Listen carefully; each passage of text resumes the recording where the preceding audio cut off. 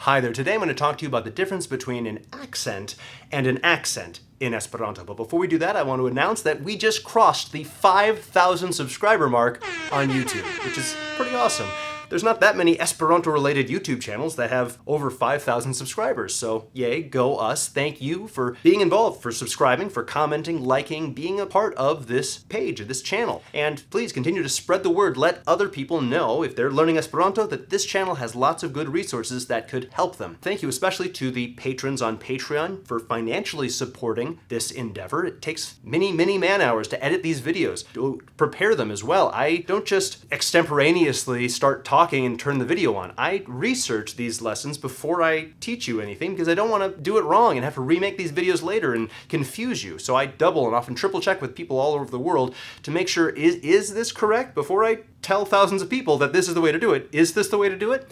And that takes time, and it takes a lot of thorough work. So thank you for making it possible for me to devote that much time, and you're also enabling me to hire actors and actresses for the bilingual English-Esperanto short films that I direct. In fact, I just cast the next one a couple days ago, and I'm excited to get underway with having the actors learn their lines for that. So here's to the next 5,000 subscribers, and consider perhaps becoming a Patreon patron and supporting this channel. Even just $1 a month or something is great. I like showing off that list of patrons at the end to show, hey, Esperanto's a real thing. People do care about it, and people are invested in others learning it. So it's just a fun way, I think, as well, to showcase your support and show the communal spirit of this movement, and that we're all in this together, and we want to encourage more Esperanto stuff to exist.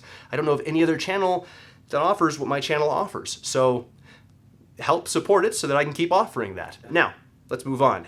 Accents in Esperanto. There's two words, akcento and akĉento. Akcento means an accent, but only in the sense of the accent you place on a given syllable or a word in a sentence. It doesn't mean, oh, he's got a strange accent. No, that is not the same thing. Just today on Facebook, I saw someone say, oh, kun usonan akcento, and no, that's incorrect. No, it's usonan akĉento.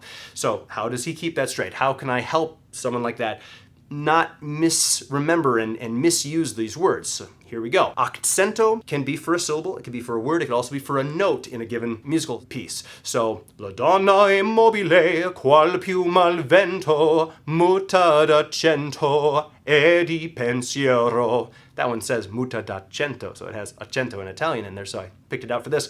So you're emphasizing certain parts, you're sort of punching certain parts of the word there in music, in your singing. So when you're singing, you're using akcento for marking the parts that really get the emphasis, the emphazo. So akcento and singing usually go hand in hand.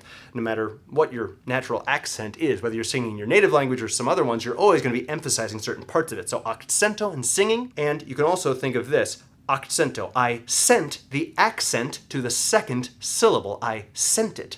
So you send it into a word, you sort of put a little rocket boost into a word there, and that's the one that gets the extra oomph, okay? I sent it into a syllable. Almost any sentence that has akcento in it has syllable in it. So syllable, akcento, singing, that s sound, should help you remember and keep it straight. We can use akcento as a verb as well. Akcenti means intensigi au emphasi la prononcon de silabo au vorto. Mi stulte akcentis la malĝustan silabon. I stupidly accented the incorrect syllable. Mi akcentos la ne porque ŝi komprenu min. I'm going to emphasize the word ne in order that she understand me. Mi ne amas vin. I don't love you. Now get it through your head, okay? In Esperanto, la vortakcento estas ĉiam sur la antaŭlasta silabo. In Esperanto, the accent of a word is always on the second to last or penultimate syllable. All right? Now, let's look at akcento. Akcento is an accent as in an interesting way of speaking, an overall manner of saying different words. Akcento is an accent. Now, with a foreign cho, the C with a hat on it, it looks like a non-English word, right? So it looks foreign, it looks funny. And remember, then it is foreign, it is funny, it's different, it's exotic, it's strange, it's eccentric. So the C with a hat is a good little reminder. A foreign word, foreign accent, okay? You can also think of a Ĉina akcento. None of the words we were saying earlier with akcento had a ch sound in it. Silabo, vorto, tono, none of those have ch. So Ĉina akcento, Chinese accent, all right? Remember this phrase, li havas sudan, usonan akcenton, kai ŝi havas sudamerikan akcenton.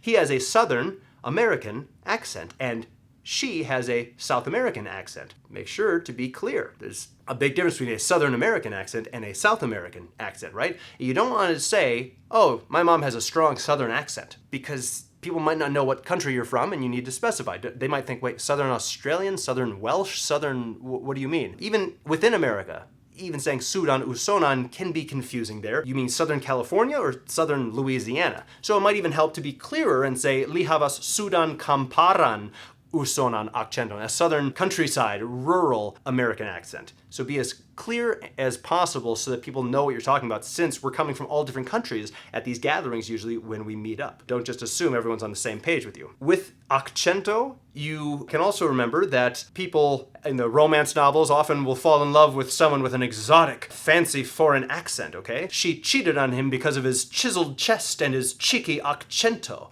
So that's something you might cheat with someone over, is because, oh, he has such a sexy accent. No one's going to cheat with you because you pronounced a word properly with your correct akcento. But akcento, oh, they might just cheat on you with a sexy akcento, okay? So it's worth cheating over. So that's akcento and akcento. They're not interchangeable. They're very different words, and you got to use the right one in the right situation. Thank you so much for watching, and have a wonderful day.